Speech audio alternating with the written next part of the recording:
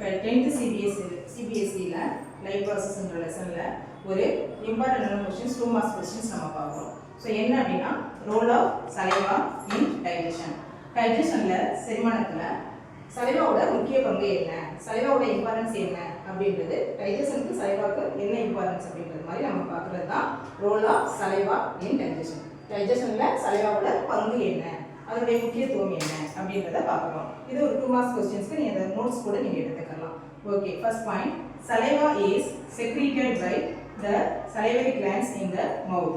Saliva நம்மளுடைய உமிழ் இல்லையா, எச்சில் இல்லையா, நம்மளுடைய மவுத்ல சலைவான்றது எப்படி உற்பத்தி ஆகுது அப்படின்னா இந்த salivary glands அது மூலம் தான் நமக்கு வந்து அது சலைவான்றது நமக்கு உற்பத்தி ஆகுது. இந்த salivary glands மூலம் தான் நமக்கு சலைவா நமக்கு உற்பத்தி ஆகுது. இது வந்து ஒரு 1 மார்க்ஸ் கேட்க வாய்ப்பு இருக்கு. 1 மார்க்ஸ் கூட நம்ம யூஸ் பண்ணிக்கலாம்.